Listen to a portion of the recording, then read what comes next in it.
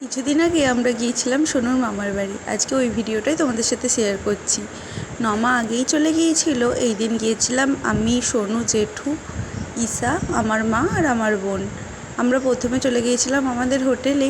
সোনুর খিদে পেয়ে গিয়েছিলো, তাই ও ভাত খেলো। মা ওকে খাওয়ার জন্য বলেছিল, কিন্তু ওর আর আমাদের বাড়ি আসার সময় হয়নি, তাই জেঠু যাওয়ার সময় ওকে রাস্তাতে আমাদের হোটেলে খাইয়ে নিল।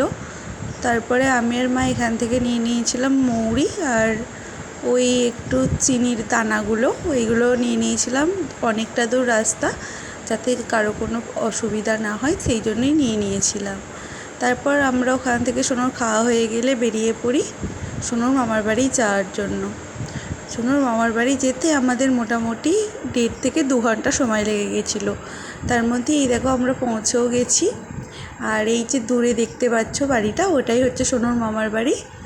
তো আমরা যাওয়ার পরই দেখলাম যে মাসিমণি এইখানটা নাচের সামনে বসেছিল আমাদেরকে ওয়েলকাম করার জন্য। তারপরে আমরা ভেতরে ঢুকে সবার সাথে গল্প গুজব করি। এরপরে দুপুর হয়ে যায়, আর তারপরে আমরা লাঞ্চও করে নিই। লাঞ্চ করে আমরা রেস্টও নিয়েছিলাম একটু। আর তারপরে আমরা কি করেছিলাম সেগুলো একে একে নেক্সট পার্টে আমি আপলোড করব। আজকে এতটাই, টাটা সবাইকে।